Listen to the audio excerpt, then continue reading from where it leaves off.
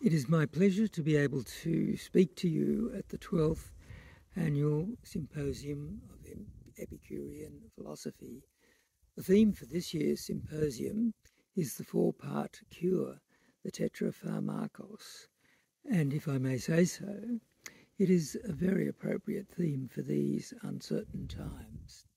Before touching on this topic, I would like to explain a little more about myself and how it is that I became attracted to the philosophy of Epicurus in distant Australia. As a young lawyer working in government in the 1970s, whilst I was always interested in the philosophical basis of law and ethics, my focus was very much on understanding the reason for various laws. Such questions as to whether a particular law was developed from nature or developed in response to a social or other need. For example, raising revenue by government, clearly a social need, or banning certain drugs. It wasn't till much later that I started to read more widely.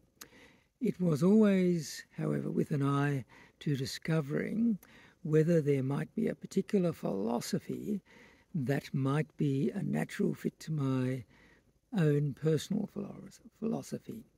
I have rejected religious beliefs in the supernatural from an early age, though not the broader teachings of the Christian Church, which as a child growing up in the 1950s was still a dominating influence in Australia.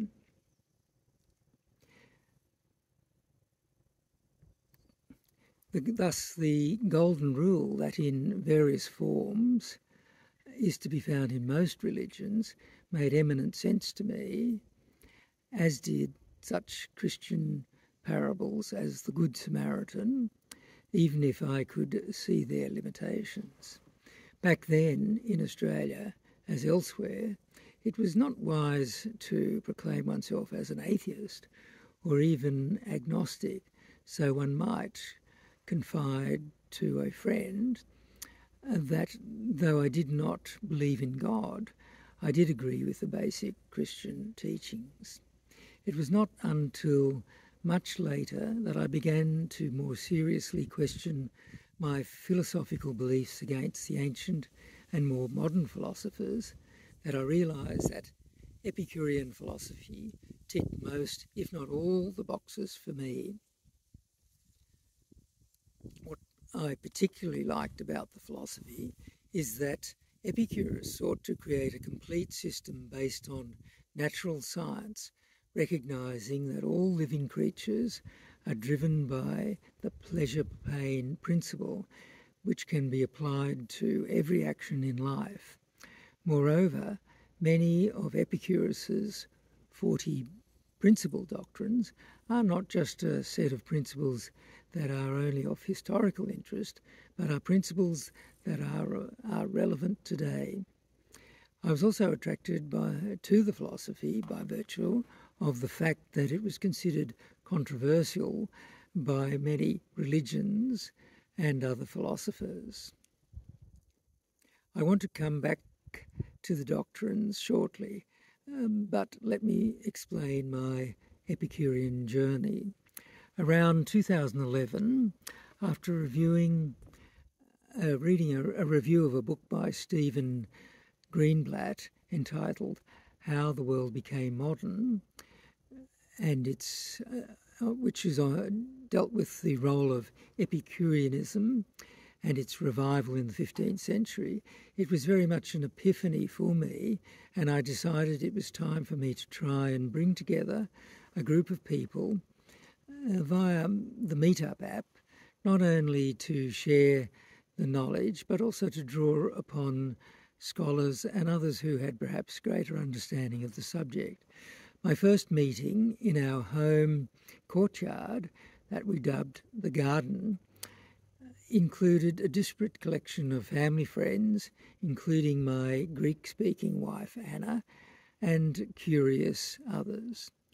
My initial approach for each meeting was to select one of the principal doctrines that particularly appealed to me and to seek to analyse it forensically, not realising its precise meaning largely depended upon the particular English translation I happened to have selected. It was only some time later that we were privileged to have a classics scholar regularly attend our meetings, who was able to correct us on any misunderstanding that we might find ourselves falling into. This was important, for apart from Greenblatt's book, there was at the time not a lot of readily available texts, unbiased or otherwise, for members to study, and the internet only provided very scant material. Our format was to have our discussions around a meal, very much in the tradition of the garden, with each member bringing simple foods and maybe a drink to share. For new members, this was sometimes a challenge for them because for our understanding of simple foods according to Epicurean tradition, barley cakes, water and an occasional pot of cheese was very much anathema to their idea of what an Epicurean might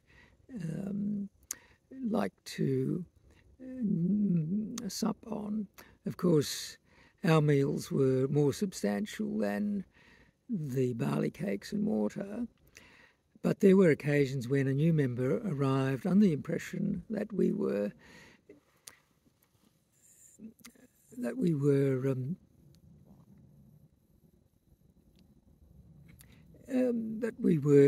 enjoying, I should say, sumptuous meals in the sense that the term Epicurean has come to mean a gourmand. Luckily, Epicurean philosophy understands that occasional luxuries are fine so long as we do not come to depend upon them. Up until 2019, we averaged about 10 members per meeting each month, out of a total membership of around 200, mostly from the Sydney region. Interestingly, one of our two American friends on today's panel, Hiram, joined my group, no doubt having searched for Epicurean connections on the internet. To begin with, I had difficulty, as mentioned, in sourcing books and articles on Epicurus, and I am embarrassed to say that scouring through one bookshop in Tasmania, the southernmost state of Australia, and thinking that I had found a treasure, I only realised later that it was a book on Epictetus. Somehow I had never warmed to a Stoic philosophy, even if I quite liked the idea of a stiff upper lip in the face of adversity. The Stoic belief in fate and their view of the role of the gods simply does not appeal to me. One of the wonderful things about Epicurean philosophy is that it can be studied and applied on different levels depending on the education and interest of the student. In this regard, the Tetrapharmakos, the four-part cure, was and is the starting point for those new to Epicurus and who only need to know the very basic principles which could be applied by everyone for a happier life. Something that I have not come across before when preparing this talk, I read that originally the term, the four-part cure, referred to four actual substances used in ancient medicines: wax, tallow, pitch and resin. The term was later used by Philodemus to refer to the core principles of happiness in Epicureanism. In short, the four principles are: 1. Don't fear the gods. 2. Don't worry about death. 3. What is good is easy to get. 4. What is terrible is easy to endure. Others At this symposium, we'll have discussed these in greater detail, but at the risk of contradiction, I would like to make some observations of my own as to their relevance. Many have argued that the idea of the fear of God, or the gods, was a cause of unhappiness, as the cause of unhappiness is no longer relevant in the secular society of the Western world. If one does not believe in a god or gods, why would one fear them? The irony is that despite modern science and our understanding of the life on Earth and its origins and the cosmos, it can still be said confidently that the majority of the world's population, and probably the Western world, still do believe in some kind of god or gods. Fearing God or the gods certainly comes from the concept of vengeful gods who are ready to strike down mere mortals who might offend against their laws. Worse even, where no law was broken, but offence might have been taken by a god for actions taken. At the time of Darwin's treatise on the evolution of the species, one argument that was seriously put forward against it was that if there were no God to guide us, what would stop humans from acting without fear of retribution? Epicurus's argument for not fearing the gods was that they are perfect beings and have no need to visit wrath upon mere humans or upon the world. This in turn begs the question, if they are not troubled by the actions of mere humans, do they actually exist? Epicurus's thesis that there is nothing but atoms and void perhaps gets a little difficult here by treating the gods as being made of very fine atoms existing between the worlds.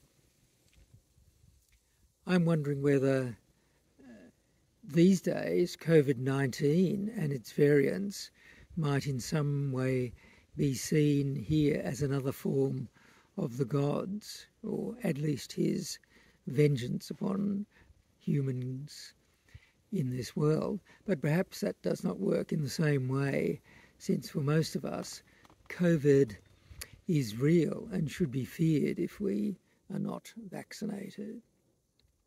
Staying with COVID-19, not fearing death does not sit well, since, again, a COVID-19 death is not an easy one by all accounts.